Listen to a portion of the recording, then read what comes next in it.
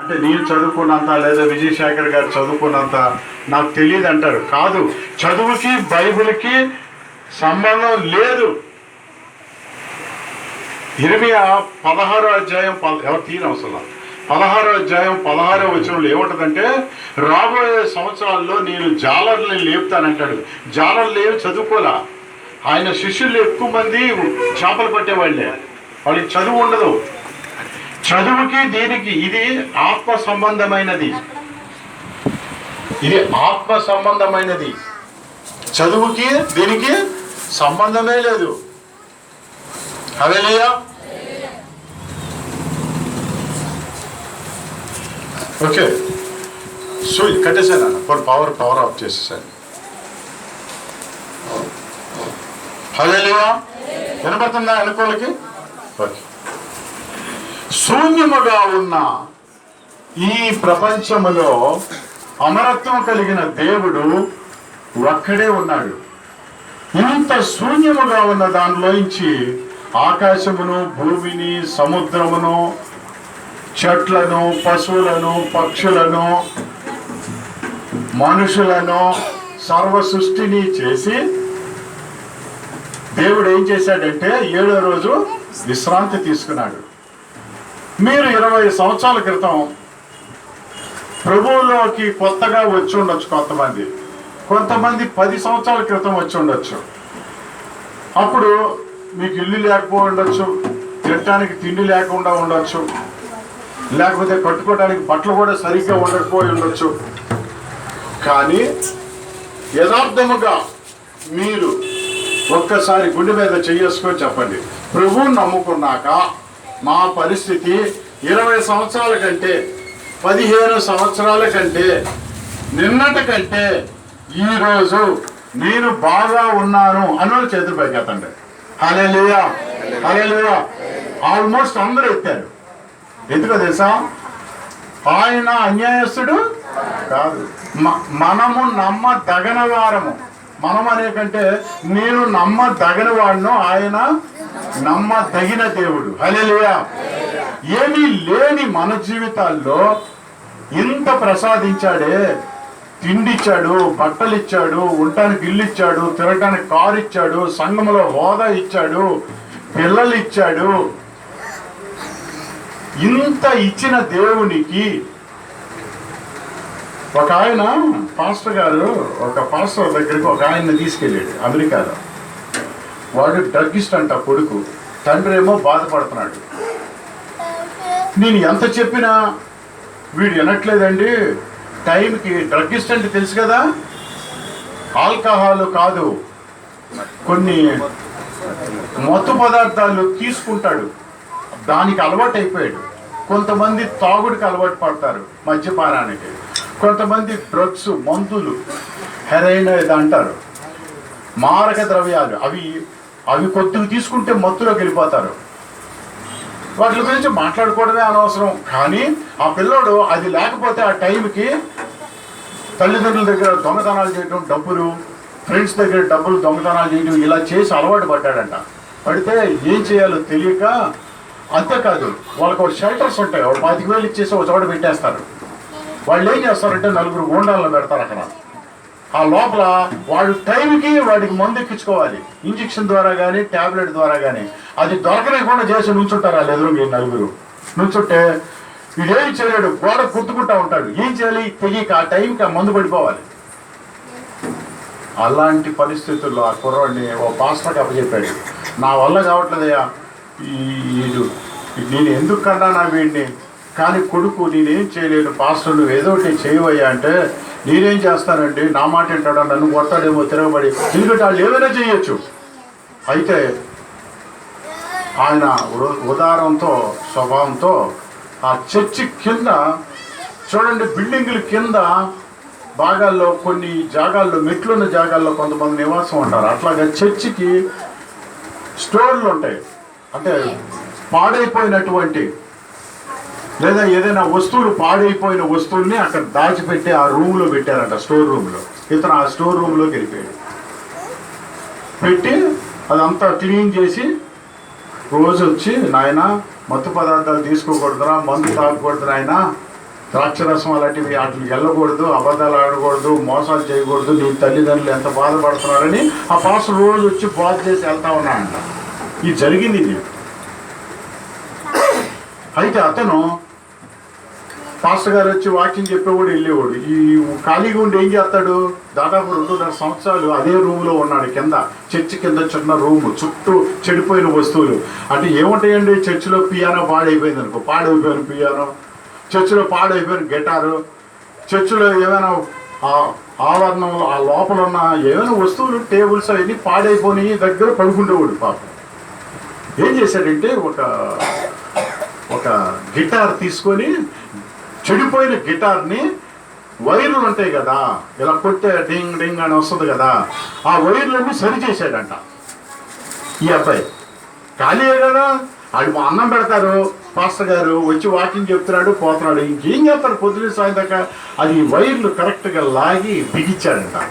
బిగించి దాన్ని, ఈ మ్యూజిక్ విద్వాంసుడు కూడా కాదు, అసలు తెలియదు మ్యూజిక్ అంటే ఏంటో. అయితే ఊరికే అట్లా కొట్టుకోవడం, ఊరికి దాన్ని వాయించుకుంటా ఉండేవాడంట. అయితే ఒక 2.5 ఏళ్ళు ప్రాక్టీస్ చేసి ఒక పాట ఆల్బమ్ అంటారు, ఒకటి తయారు చేసి అదే చర్చిలో ఆదివారం పూట డిస్ప్లే చేశాడంట. చేస్తే అందరూ కూడా క్లాప్స్ కొట్టారంట. ఓ బ్రహ్మాండంగా ఉంది, భలే తయారై చేసావు, ఎట్లా చేసావు, దేవుడిని ఇంత ఎలా మహింపరిచావు, ఏంటి ఇలా చేసావు, నీకు ఎలా వచ్చింది ఇది అని అన్నారంట. ఇది ఎందుకు పనికిరానుడు. సరే ఊరుకున్నాడా, 3 ఆల్బమ్స్ చేశాయంట. వేరే చర్చెస్లో కూడా ఈ ఆల్బమ్స్ని ఇచ్చేస్తున్నా అంట. వేరే చర్చెస్ని అక్కడికి వెళ్ళి కూడా ఏ షో చేస్తున్నా అంట. చేస్తావు, అర్థమైందా, డిస్ప్లే చేస్తున్నాడు. చేస్తే ఆ చర్చ్ వాళ్ళు మెచ్చుకున్నారంట, ఇంకో చర్చ్ వాళ్ళు మెచ్చుకున్నారంట. అమెరికా మొత్తం కూడా మైకేల్ జాక్సన్ ఇంచుమించు అంత ఫేమస్ అయినాయి అంట. హల్లెలూయా, హల్లెలూయా. అమెరికా మొత్తం, నార్త్ అమెరికా, సౌత్ అమెరికా పేరు ప్రఖ్యాతులు గడించాడంట. వీడు డ్రగ్గిస్ట్, వీడు ఎందుకు పనికిరానోడు అనుకుంటే వాడు జీవితంలో ఏమి లేదు, వాడు రేపో మాపో చచ్చిపోవాల్సినాడు. డ్రగ్గిస్టులు కొంతమంది చనిపోతారు తెలుసా, డబ్బులు ఇవ్వకపోతే తల్లిదండ్రుల్ని కోసి రక్తం వచ్చేటట్టు కోసి డబ్బులు తీసుకెళ్ళిపోతారు. అలాంటి అంటే శూన్యముగా ఉన్న ఇంత ప్రపంచములో దేవుడు ఆకాశమును, సముద్రమును, భూమిని, పశువులను, పక్షులను, చేపలను, మనుషులను, చెట్లను, ఇన్ని పర్వతాలను, నదులను ఇంత చేశాడే. ఏమీ లేని నీ జీవితంలో కూడా దేవుడు ఈ డ్రగ్గిస్ట్ని చూడండి ఇంత పేరు ప్రఖ్యాతులు తెచ్చాడు. హల్లెలూయా. అందుకనే మన జీవితం, మనం ఒకసారి ఒక కొండ అన్నంట దేవుణ్ణి, ఒక కొండ, పక్షులు ఎగురుతున్నాయి. నేను ఇవాళ ఉపమానాలే, వాక్యంలోకి వెళ్ళను, వాక్యంలోకి వెళ్తే గంట పట్టింది, 2 గంటన్నర అయ్యారి సమయం దొరికి. ఇది నా ఎదురుగా ఇవన్నీ ఎగురుతున్నాయి పక్షులు అనుకుంటుందంట. కొండలో ఒక రాయి అనుకుంటుందంట, కొండలో ఒక భాగమైన రాయి అనుకుంటుందంట. పక్షులు ఎగురుతున్నాయి, అవి ఎగిరేటట్టు చేసావు. మనుషులు నడుస్తున్నారు, అవి నడిచేటట్టు చేసావు. ఒకరికొకరు దండలు వేసుకొని, పంచలు చేసుకొని భోజనాలు చేస్తున్నారు, ఇల్లులు కట్టుకుంటున్నారు, పెళ్ళిళ్ళు చేసుకుంటున్నారు, ఆళ్ళళ్ళు కూడుకుంటున్నారు. నన్ను ఎవరు పోవడరు. ఒక కొండలో ఒక రాయి అనుకుంటుందంట. అయితే దేవుడికి మొరపెడుతుందంట, నన్ను ఎందుకు ఇలా కొండలో చిన్న రాయిలా చేసావు, నువ్వు వాళ్ళని ప్రేమించావు, నన్ను ప్రేమించలేదని అందంట. అనగానే దేవుడేమో నిన్ను ప్రేమిస్తున్నాను అన్నాడంట. అనగానే ఒక 2-3 రోజుల తర్వాత వీళ్ళు వచ్చారు, ఈ దొనబండ దగ్గర క్వారీ వాళ్ళు ఉంటారు చూసా, ఆ టైప్ వాళ్ళు వచ్చి బాంబులు పెట్టి ఈ కొండను బద్దలు కొట్టారంట. వామో అయ్యో నన్ను బద్దలు కొడుతున్నారు అందంట. ఆ రాయ, ఆ కొండలో ఉన్న రాయ, ప్రభువా నాకు మంచి పేరు ప్రఖ్యాతులు కావాలి, మనుషుల్ని ఎలా మెచ్చుకుంటున్నారు, అందరూ నన్ను కూడా మెచ్చుకోవాలని నేను అనుకున్నాను, నాకు ఘనత ఇస్తావు అనుకున్నా, ఇదేం పని, వామో నన్ను పేలుస్తున్నారు, కాల్చారు అందరూ. కొండలో కొంత మొక్కలు చేశారు, ఇది మొక్క అయిపోయింది. పెద్ద లారీ వచ్చింది, వచ్చి కంకర్లా చేశారు. ఆ కంకర్ దీంట్లో లారీలో వెళ్తాను ఇది కూడా ఈ రాయ. మళ్ళీ అందట నన్ను ఎంత పని చేసావా దేవా, మొక్కలు చేసావు కదయ్యా అందట. మళ్ళా దేవుడు విని అమ్మా నీకు మంచి జరుగుద్ది, నీకు ఏం కంగారు పడకు, నీకు ఘనత వస్తుంది అన్నాడంట. వీళ్ళు తీసుకెళ్ళి లారీని ఎక్కడ తీసుకెళ్ళారు, ఒక రైల్వే ట్రాక్ వేస్తున్నారంట. రైల్వే ట్రాక్ వేస్తూ ఉంటే ఆ ట్రాక్ అంటే తెలుసు కదా, రైలు పట్టాలు అటు ఇటు వేసి కింద కంకర ముక్కలు వేస్తారు, రాళ్ళు వేస్తారు. అక్కడ వేసాడు. వేసేసరికి ట్రైన్ వెళ్తున్నప్పుడు తెలుసా, బాత్రూమ్కి వెళ్తా ఉంటారు కదా, ఈ రాయి మీద పడింది అంట. చూసావా, నన్నేమో ఇంత గంత చేస్తానన్నావు, వాళ్ళేమో నా మీద ఆ పాడు పని చేస్తున్నారు, ఇది నీకు న్యాయమేనా అని మళ్ళీ దేవుడిని అడిగిందట ఆ రాయ. సరే దేవుడు అమ్మ నీకు మంచి జరుగుతుంది, నువ్వు కంగారు పడక రాయ అని చెప్పాడంట. సరే ఈలోపు పిల్లడు బ్యాగ్ వేసుకొని ఎలాంటి పిల్లడు బ్యాగ్ వేసుకొని స్కూల్కి వెళ్తున్నాడంట. అటేపు నుంచి ఏ రాయి అయితే మొర పెడుతుందో ఆడేం చేశాడంటే ఒక 4-5 రాళ్ళు తీసుకొని ఈ రాయిని కూడా తీసుకొని ఎట్ట ఆడుతున్నాడట. వాయో నన్ను పైన వేస్తున్నాడు కింద వేస్తున్నాడు, పైన వేస్తున్నాడు కింద వేస్తున్నాడు అంటుందట. మళ్ళా నీకేం అవదు అంటున్నాడట దేవుడు. సరే వీడు ఇలా ఆడుకుంటూ ఏ రాయి అయితే మొరపెట్టిందో కొండలో ఉన్న రాయి ముక్కలు ఇక్కడికి వచ్చింది రైల్వే ట్రాక్ లో. దాన్ని తీసుకొని ఆ పక్కనున్న నదిలో ఇసురు కొట్టాడంట. ఇసురు కొట్టంగానే అమ్మో నీళ్ళలో పడ్డాను, అమ్మో అక్కడే బాగుంది, కొండగా ఉన్నప్పుడు నీళ్ళలో పడేసాడు నన్ను దేవుడు అన్నదట. ఒక కంగారు పడబాకు, నీకు ఘనతనిస్తాను అన్నాడంట దేవుడు. ఆ రాయ నీళ్ళల్లో పడిన తర్వాత కెరటాలు వస్తున్నాయి. ఆ రాయ కెరటాలు వచ్చి కొడతా ఉంది మాటకి. రోజైంది, 2 రోజులైంది, 3 రోజులైంది, 3 నెలలైంది, 4 నెలలైంది, 5 నెలలైంది, 1 సంవత్సరం అయ్యేసరికి ఈ రాయ చక్కటి నున్న గుండ్రాయిలా తయారైంది. చక్కటి చూస్తే ఎంత అందంగా ఉందో, మెరిసిపోతా ఉంటే ఆ పక్కన పిక్నిక్ బయలుదేరాడు. ఈ అంశాలు దీవి ఆ ఊరు ఈ ఊరు వెళ్తూ ఉంటారు, తిరుగుతూ ఉంటారుగా ఎక్స్కర్షన్లకి. వెళ్ళి బిర్యానీ తినేసి వచ్చి కారులో వెళ్ళి బిర్యానీ తిని వచ్చే బ్యాచ్లు ఉంటాయిగా, అలాంటి వాళ్ళు ఒకళ్ళు బ్యాచ్ వెళ్ళారు. అక్కడికి వెళ్ళి వీళ్ళు ఏం చేశారంటే ఆ రివర్లో దిగి అన్ని ఎత్తుక్కుంటున్నారంట. ఎత్తుక్కుంటుంటే ఈ రాయి దొరికిందంట. ఎంత అందంగా ఉంది, మెరుస్తూ ఉంది ఇది అని చెప్పి దాన్ని తీసుకెళ్ళారంట. తీసుకెళ్ళి టేబుల్ మీద ఇప్పుడు ఇక్కడ ఫ్యాన్ ఉంది, ఇక్కడ పేపర్ ఎగిరిపోకుండా ఏం చేస్తాం, అక్కడ పేపర్ వైట్ అంటారు అదే గారు, పేపర్ వైట్ లాగా పెట్టుకుంటున్నారంట. ప్రతి ఓడు రావటం, ఎలా ఉన్నా బ్రదర్ అని ఈయన అడగకుండా ఎక్కడి నుంచి వచ్చాడు, భలే ఉంది ఇది అని దాన్ని అడుగుతున్నానంట. హల్లెలూయా. అర్థమైందా నేను చెప్పింది? ఎక్కడో కొండగా బండగా రాయిగా ఉండవలసిన దాన్ని అందరూ వచ్చి ముందు దీన్ని అడుగుతున్నాడు, ఎక్కడ తెచ్చావు, అనుకూల తెచ్చావేంటి అంటున్నారంట. ఏమీ లేని మన జీవితంలో బట్టలు ఇచ్చి, ఆహారం ఇచ్చి, వస్త్రాలు ఇచ్చి, ఇల్లు ఇచ్చి, హోదా ఇచ్చి అన్నీ ఇస్తే ఆయన చెప్పింది మనము చెయ్యము.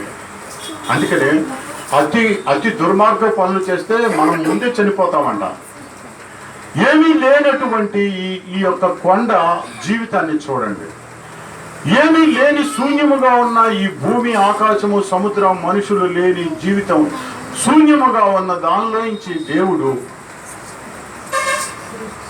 ఎంత సృష్టిని సృజించాడు. అయితే మానవుడు ఏం చేస్తున్నాడంటే సృష్టికర్తను వదిలి సృష్టిని పూజిస్తున్నారు. రాళ్ళకు పూజ చేస్తారు, పాములకు పూజ చేస్తారు, పుట్టలకు పూజ చేస్తారు, చెట్టుకు పూజ చేస్తారు, నక్షత్రాలకు పూజ చేస్తారు.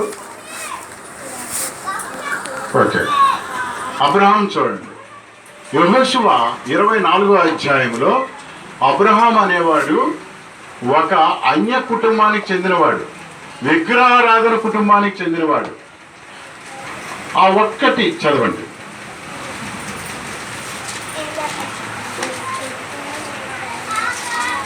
సరే నీ చదివి అది చెప్తే అక్కడ ఏముంటుందంటే, ఒక నది ఒడ్డున అబ్రహాం పితరులు నాహోరు, తెరాహు వీళ్ళందరూ కలిసి బొమ్మలు అమ్ముకుండేవారు అంట.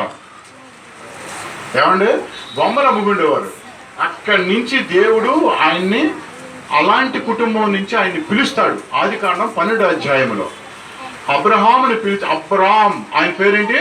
అబ్రామ్. అబ్రహాం అయ్యాడు. షారాయి అయింది. సౌలు పౌలు అయ్యాడు. యాకోబు ఇజ్రాయేల్ అయ్యాడు. మన పేరు మారుద్ది. మనం రక్షణ పొందాక వేరే పేరు ఇస్తారు పాస్టర్ గారు. అదే జీవ గ్రంథంలో ఉన్న పేరు అయి ఉండాలి. జీవ గ్రంథంలో పేరు లేదనుకో అక్కడ గెట్అవుట్ అంటారు. అసలు మనం అమెరికా కానీ, ఆస్ట్రేలియా కానీ, లండన్ కానీ, రష్యా కానీ ఎక్కడికైనా వెళ్ళినప్పుడు ఫస్ట్ టికెట్ ఇవ్వండి అనగానే ఆ కంప్యూటర్ ఏం చెప్పుద్ది సార్, మళ్ళీ ఎప్పుడు తిరిగి వస్తామని అడుగుద్ది. మీకు తెలుసో తెలీదు, ఏనుంటారు మీరు. నువ్వు రష్యా కానీ ఇతర దేశాలు ఏదైనా దేశం వెళ్ళాలి అని అంటే నువ్వు మళ్ళీ రిటర్న్ ఎప్పుడు వస్తావని అడుగుతుంది ఆ కంప్యూటర్. అది కొడితేనే కానీ టికెట్ ప్రింట్అవుట్ బయటికి రాదు. ఎందుకంటే ఈ వెళ్ళి ఉండిపోతాడేమో అక్కడ, వెళ్ళి అక్కడ వ్యాపారాలు చేసుకొని డబ్బు పంపిస్తాడేమో అమ్మ నాన్నకి, కుర్రాడు చదువుకుంటానని చెప్పి అక్కడ ఉండిపోతాడేమో. అందుకే వీసాలు ఇవ్వట్లా. ఎందుకు అడుగుతుందంటే కంప్యూటర్ అలా ఫిట్ చేశారు. నువ్వు వెళ్ళినప్పుడు, అందుకే దేవుడు మనల్ని భూమి మీద పుట్టించినప్పుడే భూమి మీద బర్త్ డేట్తో పాటు డెత్ డేట్ కూడా రాశాడు. హల్లెలూయా. నీకు మనం వెళ్ళటమే కాదు, రిటర్న్ టికెట్ కూడా తీసేసుకుంటాడు, ముందే ఇచ్చేస్తాడు దేవుడు. అందుకే మనిషికి date of birth, date of death రెండు ఉంటాయి. యేసుప్రభుకి 3 ఉన్నాయి. మనకు 2 సర్టిఫికెట్లు. ఎంఆర్ఓ దగ్గరికి వెళ్తే చచ్చిపోయిన సర్టిఫికెట్, పుట్టిన సర్టిఫికెట్.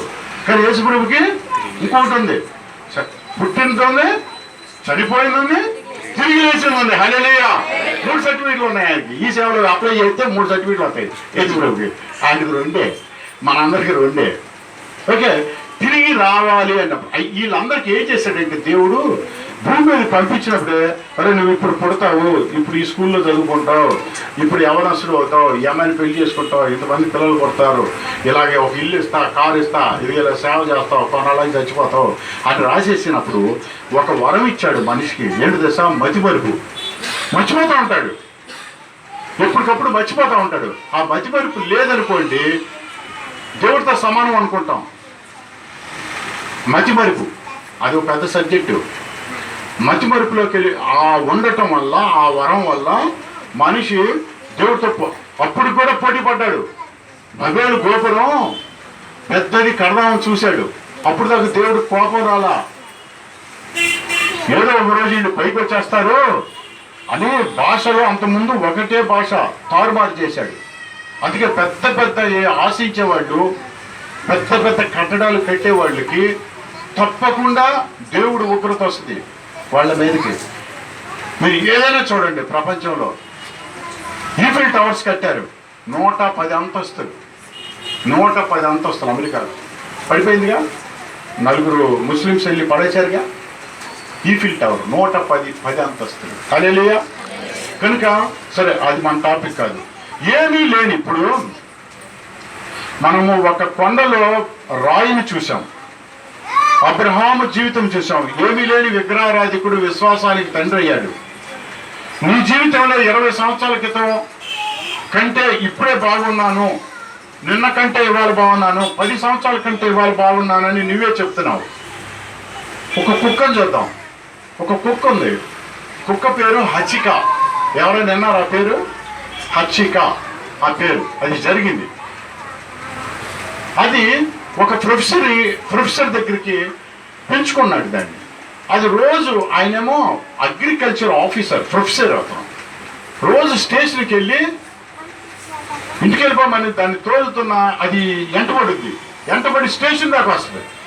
స్టేషన్ దాకా వచ్చి ఆయన స్టేషన్ ఎక్కి రైల్వే స్టేషన్ లోపలికి వెళ్ళేదాకా ఇలా చూసి అప్పుడు ఇంటికి వస్తుంది.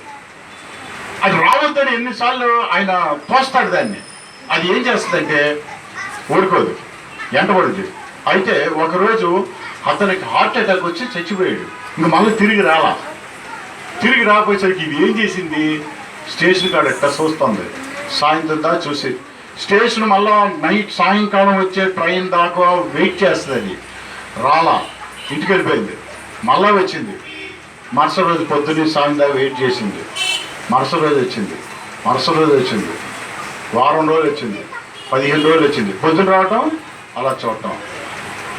అక్కడ ఉన్న గార్డు లేడు, ట్రైన్ గార్డు.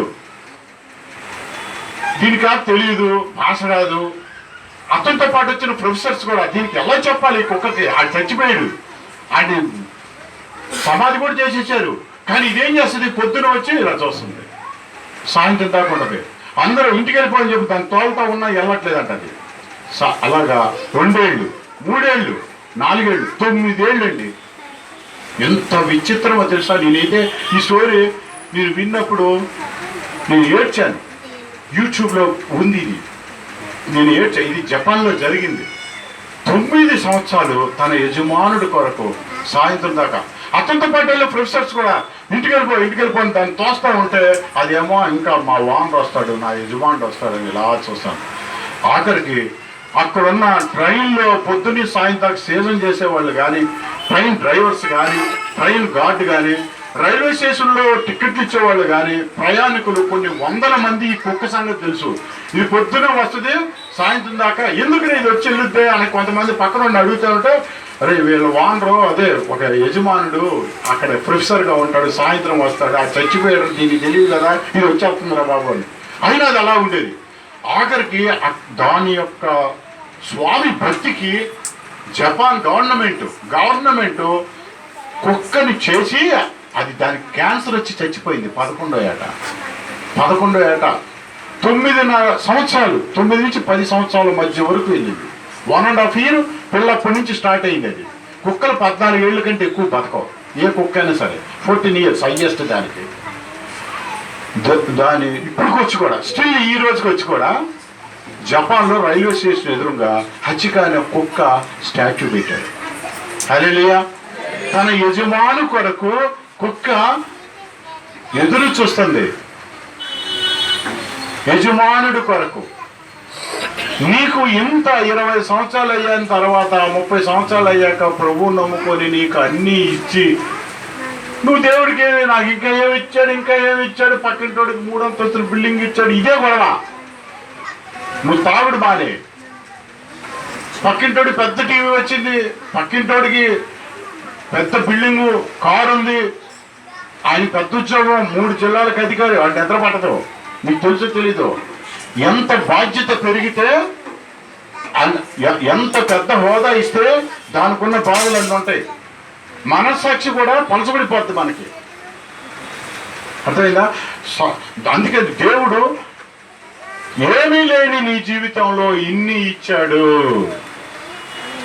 కుక్క తన యజమానుడు వస్తాడని అలా కాపలా కాసింది. ఒక కొండలో రాయ దేవుణ్ణి అవమానపరిస్తే ఘనత నొందింది, పేపర్ బయటగా పెట్టి. మీరు సృష్టిలో ఏదైనా చూడండి, చేప చూడండి, దేవుడు చెప్పినట్టు యోనాను మింగింది, మళ్ళా కక్కేసింది. ఒక కాకిని చూడండి, ఏలియా టైంలో అసలు మామూలు చేపలు చేస్తుంటే కాకి వస్తువులు ఎత్తిపోద్ది, ఏదైనా ఆ చేప మొక్కలు ఎత్తుకెళ్ళిద్ది. అలాంటి అది తినకుండా ఒక చేప మొక్కని, ఒక రొట్టె మొక్కని పొద్దున్న సాయంకాలం 6 నెలలు ఇచ్చిందంట కెరూతు వావి దగ్గర ఏలియాకి. ఒక చేప దేవుడు మాట వింటుంది, కాకి దేవుడు మాట వింటుంది.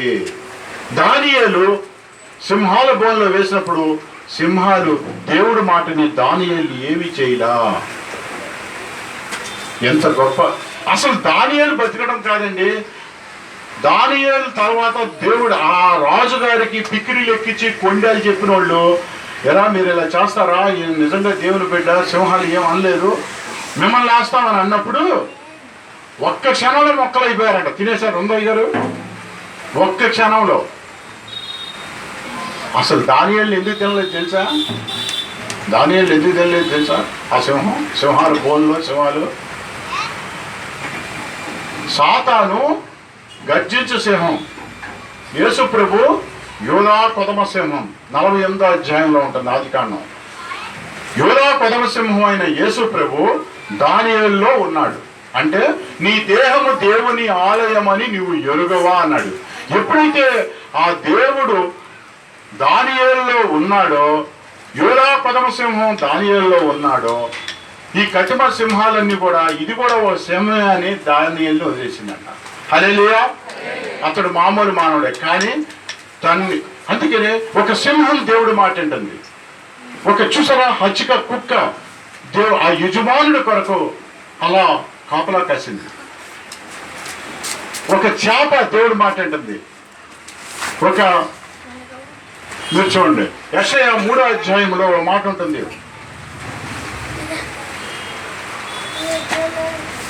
యెషయా 3వ అధ్యాయము 1వ అధ్యాయం 3వ వచనం. ఎద్దు తన కామందుని ఎరుగును, గాడిద తన సొంత వాని దొడ్డిని ఎరుగును. చూసారా, ఎద్దంట వాడు హై చా చా అంటే ఈ స్వరాన్ని బట్టి ఎత్తు వీడు నా యజమానిని పట్టేస్తుందంట. ఇంకా చదువమ్మా.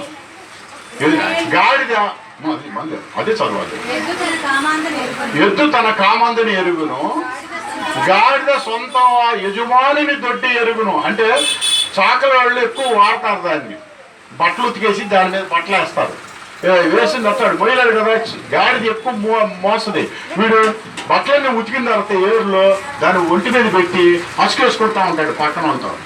ఈ గాడిద ఏం చేస్తుందంటే అది కరెక్ట్గా ఎంత చీకటి పడినప్పటికీ కరెక్ట్గా తన యజమాని ఇంటికి వెళ్ళి ఆగుద్ది. మీరు వెళ్ళిపోయి బట్టలు తీసుకుని లోపల పెట్టుకుంటారు. హల్లెలూయా. ఇది పల్లెటూరులో జరుగుతుంది. అంటే ఒక గాడిదకి తన యజమాని తెలుసు, ఒక కుక్కకి తన యజమాని తెలుసు, ఎద్దుకి తన యజమానుడు తెలుసు. చేప, గాడిద, సూర్యుడికి దేవుడు తెలుసు. ఆయన చంపేసిన రోజు, ఆయన సిరివేసిన రోజు మధ్యాహ్నం పూట చీకట ఆయను అని ఉంటది. ఎందుకో తెలుసా? ఇక్కడ ఒక ఆర్టీసీ డ్రైవర్ని కొట్టండి, మీరు ఎవరినైనా ఒకరిని కొట్టండి, ఆడు ఆర్టీసీ బస్సులన్నీ ఆగట్టండి. అవునా కాదా? అవునా కాదా? ఒక ఆటో వాడిని కొట్టండి, కతిమ ఆటోలన్నీ ఆగేస్తాడు. అవునా కాదా? ఎందుకు? వాళ్ళ ఉత్తోళ్ళు అందరూ వచ్చారు, మనోడికి అన్యాయం జరిగిందిరా బాయ్కాట్ చేస్తారు. ఆ రోజు మరుసటి రోజు ఎవరు ఆఫీసులకు వెళ్ళడానికి వెళ్ళకుండా ఆటోలన్నీ ఆపేస్తారు. అంటే అర్థం ఏంటంటే దేవుడు తన సృష్టించిన సూర్యుడు, చంద్రుడు ఇవన్నీ కూడా ఇంత పరిశుద్ధుడిని మీరు సిలువేస్తారా, నేను పని చేయండి అని లోపలికి వెళ్తా. అది బాయ్కాట్ చేసింది, ఇది వెళ్ళిపోయింది సూర్యుడు. అందుకే పట్టపగలు సూర్యుడు కనబడాల్సింది కనుమరుగైపోయాడు, బాయ్కాట్ చేస్తుంది. నోరు లేని సూర్యుడు దేవుడు మాట వెంటనే, నోరు లేని పశువులు, పక్షులు, జంతువులు దేవుడు మాట వెంటనే, నోరుండి జ్ఞానం ఉండి అంతా మనకి తెలివితేటలు ఇచ్చి తన రూపంలో చేసుకున్న మనను ఆయన మాట ఏనో. తాగుడు భార్యను ఆయన, భార్యని ఏలుకొని ఆయన. దేవుడు ఏమంటాడంటే నీకెందుకు ఇన్ని ఛాన్సెస్ ఇస్తున్నాడంటే ఆయన ప్రేమామూర్తి, మామూలు ప్రేమ కాదు. ఆయన ప్రేమ అపారమైనది. మన ప్రేమ ఏంటే నేను ఒక 5,000 ఇచ్చేవాడికి ఆడు మళ్ళీ నాకు ఇస్తాడులే అని చెప్పు, అది నా బుద్ధి. మళ్ళీ 5,000 ఇచ్చే, ఒరే నేను ఆడికి 5,000 ఇచ్చాను రా తెలుసా నీకు. ఈ బుద్ధి మానవుడు బుద్ధి. ఆయన డబ్బులిచ్చి తెప్పడు, డబ్బులిచ్చి ప్రతిఫలం ఆశించడు, డంబాలు పలకడు మన దేవుడు. నువ్వు చేదరించుకున్నా, నువ్వు అసహించుకున్నా మన దేవుడు నీ జీవితంలో ఏమీ లేని జీవితంలో ఒకప్పుడు నీవు ఎలా ఉన్నావు భక్తిగా, ఇప్పుడు ఎలాంటి ఉంది నీ భక్తి. 1972లో ₹1,00,000 ఇచ్చానండి చర్చికి అన్నాడు. ఇప్పుడు 2019 అయితే పోయిందా? కాదండి, అప్పుడు నేను ఇచ్చానండి ఆ పేరే కూడా అంతా నా డబ్బులే సార్, వాడు సున్నం కొట్టించాను సార్ నేను. ఇప్పుడు ఇంకా ప్రేమ పెరగాలి. మాటకి దేవుడికి డబ్బులు ఇవ్వటమే కాదు, దేవుని బిడ్డలుగా మీరు చెయ్యాలి, ముందు నువ్వు మారాలి. అత్త మాకు ఢిల్లీలో నేను చర్చికి వెళ్ళొస్తా ఉంటే అత్త ఏం చేసేదంటే కోడల్ని, ఏంటండి సినిమాకి వెళ్ళిపోతే ఈవిడు మాటకి మాట అనట్లేదు కోళ్ళ అంటది. అందరు చూడకుండా ఈవిడ సినిమాకి వెళ్ళిపోయేది అత్త. ముందు నువ్వు మారితే తండ్రి సూర్య నమస్కారం చేశాడు అనుకో, కొడుకు సూర్య నమస్కారం చేస్తాడు.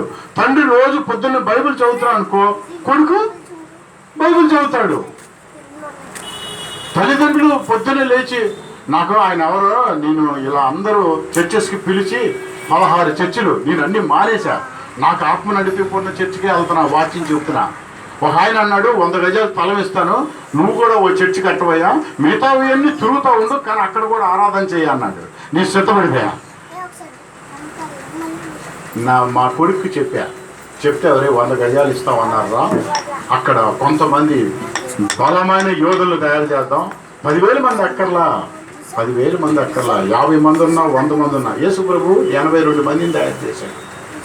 82 మందిలో 70 మందిని ఇద్దరిద్దరిని పంపించేది, 12 మందిని చూసుకున్నాడు. ఈ 12 మందిలో 3 వీళ్ళు భూమిని తలకిందులు చేసేవాళ్ళు. ప్రపంచం అంతా సువార్తను ప్రకటిస్తానికి వెళ్ళారు. మా అబ్బాయి అన్నాడు, కంగారు పడద్దు పాప అన్నాడు. హల్లెలూయా.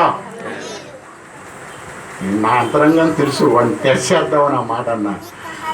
నిజంగా నాకే కనుక దేవుడు అలా చర్చి కట్టాలని 100 గజాలు కాదు, 1000 గజాలు ఇచ్చేవాళ్ళు 10 మందిని నా దగ్గర తోలుతాడు. అది దేవుడి శక్తి. దేవుడి శక్తి. మా అయ్యగారు అనేవారు, వేణుగోపాలరావు గారు, పైన ఏమీ లేదు, కిందేమో బిల్డింగ్, అదే పైన ఓపెన్ ప్లేస్, బిల్డింగ్ పైన ప్రార్థన చేస్తూ ఉంటే వర్షం వచ్చేది. కిందకి వెళ్ళిపోదాం అయ్యగారు అనేవాడు. అంటే కాదు, ఆగు అనేవాడు. అలా ప్రార్థన చేసేవాడు. ఆయన ఇంటి వరకు వర్షం పడేది కాదు, చుట్టూ వర్షం పడేది. ఇది సత్యం, అద్భుతం. ఉందా శక్తి? నేను ఈ మధ్య ఓ చర్చిలో అలా దాదాపు 3,000 మంది వచ్చారు. స్టెల్లా కాలేజీ దగ్గర ఇండోర్ స్టేడియం. 42 ఏళ్ళు ఆల్మోస్ట్ నా యొక్క క్రైస్తవ జీవితం. మేము అన్య జనాంగం నుంచి నమ్ముకున్న తర్వాత 42 ఏళ్ళు అయింది. కొన్ని ఎన్నో 100 సార్లు, 100కి పైనే, 150 సార్లు అవ్వచ్చు, 200 సార్లు అవ్వచ్చు మెసేజ్లు ఇచ్చాను. కానీ నేను ఎవరి మీద చేతులు పెట్టి ప్రార్థన చేయలేదు. ఎందుకంటే ప్రభువా, త్వరపడి హస్త నిక్షేపణ చేయకము అని ఉంది వాక్యం. నాకు అది భయం. మా అయ్యగారు భయపెట్టేశాడు అట్టగా. దానికి ఒక కథ చెప్తాను. ఇదే కృష్ణాంకలో, ఈ చివరికి వెళ్తే కృష్ణాంకలో నాగేశ్వరరావు అని ఉండేవాడు. అతను చిన్న ఎలక్ట్రీషియన్ చేసుకునేవాడు. ఆయన ఏం చేసేవాడు అంటే పని బ్రహ్మాండంగా చేసుకునేవాడు. అలాంటి వాడికి సడన్గా పని మానేసి తిరుగుతున్నాడు. వచ్చేస్తాను అయ్యా మానేశాడు. మానేస్తే ఆ లావిడి తీసుకొచ్చి, అయ్యా పని చేయట్లేదు అయ్యా అనగానే మా అయ్యగారు వేణుగోపాల అయ్యగారు చనిపోయారు. 80 ఏళ్ళు, బ్రాహ్మడు, పరిశుద్ధాత్మతో స్వస్థతావరంతో 42 ఏళ్ళు చేశాడు. చెయ్యి పెట్టి ప్రార్థన చేసి ఇలా చూశాడు, కళ్ళు మూసుకొని చెప్పాడు, బాబు మీ ఇంటి పక్కింటి అమ్మాయికి నువ్వు ఇలాగా లెటర్ ఇస్తున్నావు అన్న. బాబు మా ప్రభు నీకు అన్నీ తెలుసయ్యా, నా సంగతి చెప్పాలి ఇలాంతా పోతాను.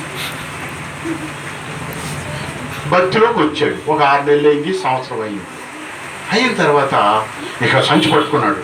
ఇలాంటి సంచి ఒకటి పట్టుకొని, బైబిల్ పట్టుకొని, అయ్యగారు నేను సేవ చేస్తానన్నాడు. ఒరే సేవ అంటే ఆశాపాచి అనుకున్నావు, దెయ్యాలు తిరగబడతారా, మనుషులు తిడతారా, ఈ డబ్బులకు వచ్చేసాడు. వీడు ఫారెన్ నుంచి, నన్ను ఎంతమంది అన్నారు, ఫారెన్ నుంచి డబ్బు సంపాదిస్తానికి వచ్చేసాడు వీడు దీంట్లోకి, ఎంతమంది అన్నారు. నా కేపాలు ఎన్నోసార్లు వాళ్ళ బావగారు విమానంలో తీసుకెళ్తా ఉంటే నేను వెళ్ళలా. నాకు ఆయన 100 గజాలు తీసేసుకోవాలా. ప్రపంచమంతా భూమి అందులో ఉన్న సమస్తమును యెహోవాయే. నేను రోజుకు 2-3 అబద్ధాలు ఆడి ₹1,00,000 సంపాదించవచ్చు నెలకి. ప్రొఫెషన్ చాలా మంచిది నాది, చేయకూడదు. దేవుడు నమ్ముకున్నా నెలకి మినిమం 2 లక్షలు సంపాదించుకోవచ్చు. సత్య ప్రమాణకంగా చెప్తున్నా, అబద్ధాలు ఆడాలి. ఇప్పుడు మీకు ఒకటి చెప్పరా, ఒకటి వచ్చాడండి, ఈ పిల్లల్ని వదిలేయాలంటారు, విడాకులు ఇవ్వమన్నారు అనుకో, ఏం చేస్తాడంటే తాగుతాడండి, విడాకులు ఇవ్వండి అంటాడు. వీడు తాగుతాడు, వీడు తిరుగుతాడు, వీడు కత్తి పట్టుకొని తిరుగుతాడు, ఇవన్నీ రాస్తాం. అబద్ధం కాదు, కత్తి పట్టుకొని తిరుగుతాడు, పిల్లాన్ని అనుమానిస్తాడు, మొండుంది, ఈ పిచ్చి మాటలంటే మాట రాయాలి. ఎందుకు అబ్బాయి, ఎందుకు చాకరీ, ఎందుకు అబద్ధాలు? అది నీకేం కూడి పెట్టదు. అలా సంపాదించిన వాళ్ళ ఇళ్లలోనే సంతోషం లేదు. ఇప్పుడు సంతోషం ఉంది, హల్లెలూయా, సంతోషం ఉంది. అలాగే నాకేమైనా ఏమి తక్కువ చేయాల, నాకు అన్నీ ఇచ్చాడు, హల్లెలూయా. 2 పిల్లల్ని ఇచ్చాడు, భార్యని ఇచ్చాడు, ఇల్లు ఇచ్చాడు, కారు ఇచ్చాడు, హోదా ఇచ్చాడు. ఏమండి, దేవుడిని నమ్ముకుంటే నీకు కష్టంగా ఉంటుంది, నా కాడి సులువైనదే. ఆయన చాకలు అతను నాగేశ్వరరావు సంచి పట్టుకొని ఏం చేశాడు తెలుసా? అందరి మీద వద్దురా బాబు అన్నాడు మా పాస్టర్ గారు. ఆయన ఏం చేశాడు? అందరి మీద చేతులు పెట్టుకుంటూ ఇంటింటికి వెళ్ళి సేవ చేశాడు. వద్దు అని చెప్పిన ఏమండి ఒక దెయ్యం వచ్చి ఆయన్ని పట్టేసింది. ఇంకా ఎలాంటి అయిపోయాడంటే వాడి పరిస్థితి, రోడ్ల మీద ఉన్న సిగరెట్ పెట్టి మొక్కలు, అగ్గిపెట్లు అవన్నీ తెచ్చేసేవాడు ఇంటికి. అన్నం తినేవాడు కాదు, పనికి వెళ్ళేవాడు. నీ శక్తి దయ్యం శక్తి కంటే ఎక్కువ ఉన్నప్పుడు మాత్రమే సేవ చేయాలి. నువ్వు ఒకరికి ప్రార్థన చేసినప్పుడు వాళ్ళలో వెలుగుతోట ఉందనుకో, నీ ప్రార్థనా శక్తి కంటే అది ఎక్కువ ఉంటే అది నిన్ను ఆక్యుపై చేస్తుంది, లేక అది వెళ్ళాడుతుంది. పైగా వస్తూ ఉంటే రాబాకు అనేవి దెయ్యాలు, భయపడేవి. రాబాకు దెయ్యాలు పట్టాలు ఒలిగేవారు. ఆయన నీళ్లు తీసుకొని హీల్ దాయిచాడు అనేవాడు. హీల్ అనగానే అది భయపడుతుండేవి, ఉడుకుతూ ఉండేవాడు, దయ్యాలు పట్టేవాడు. కనుక నాయన నాకు దేవుడు చెప్పాడు 1972లో ఆకాశం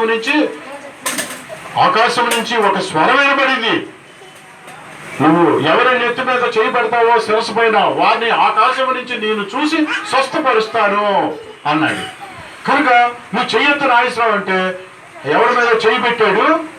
ప్రార్థన లేదు, ఏమీ లేదు. ఏమంటే నాకు డ్రైవింగ్ రాదు సార్, నేను ఈ సందుల్లో గొంతుల్లో కారు తోలగలనా? కనదుర్ గుడి లేదా గాంధీల గుడి ఇలా ఎక్కించగలనా? చెప్పండి.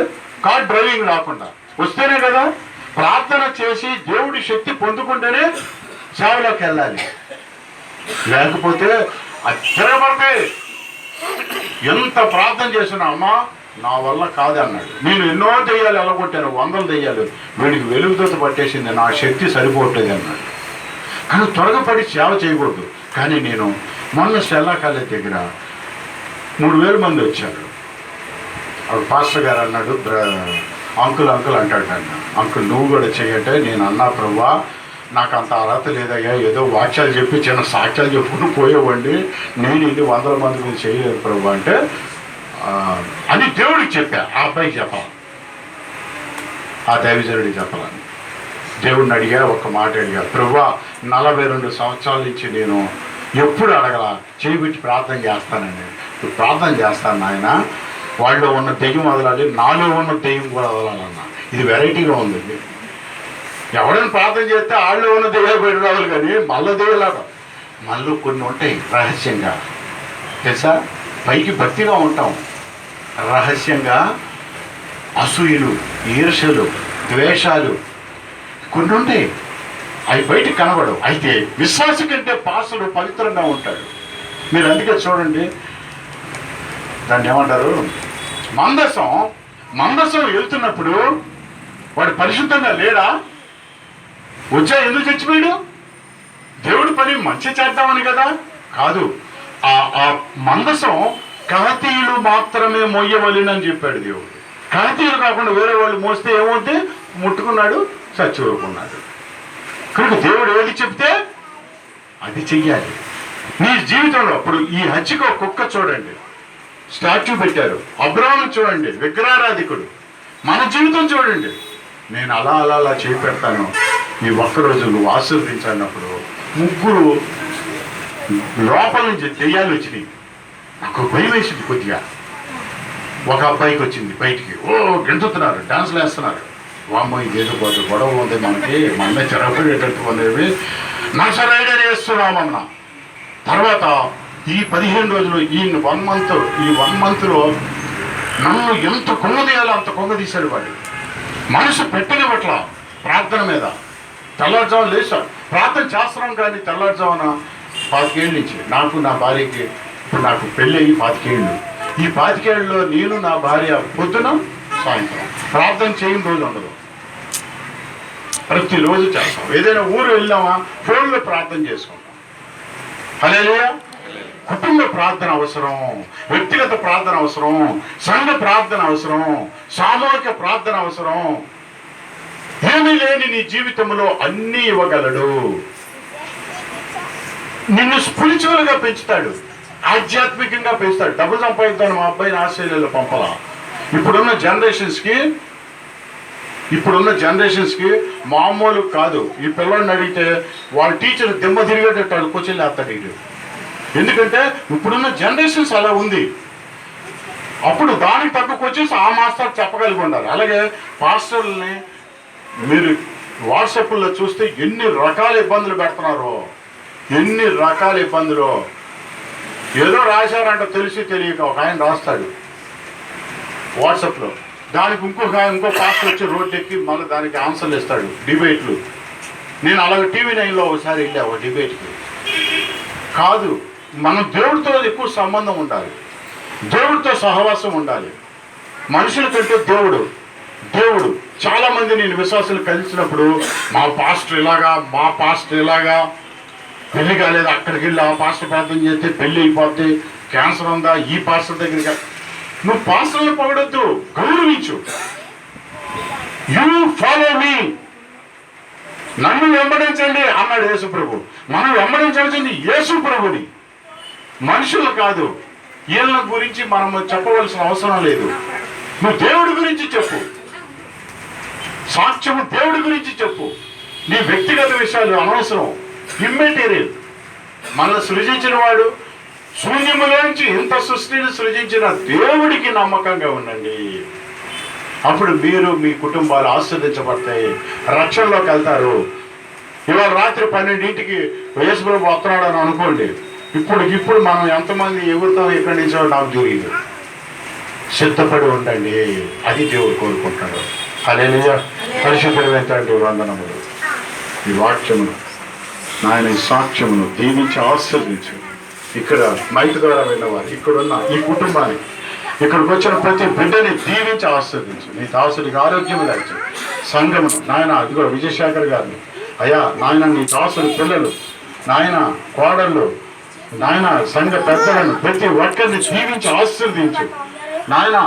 సంఘ సరిహద్దులను విశాలపరచు నాయన. సమస్తమును ఇంత శూన్యములో నాయన, భూమిని, సముద్రమును, ఆకాశమును, చేపలు, మనుషులు, జంతువులు, నదులు, సరస్సులు నాయన, సముద్రాలను సృజించిన దేవుడివి. మా జీవితంలో ఏమీ లేదు. మేము 40 సంవత్సరాల క్రితం ఏ స్టేజ్లో ఉన్నాం, ఇప్పుడు ఏ స్టేజ్లో ఉన్నాం నాయన. నువ్వు మమ్మల్ని ఆశీర్వదించినందుకు వందనాలు. నీకు కృతజ్ఞతాస్తుతులు చెల్లిస్తున్నాం.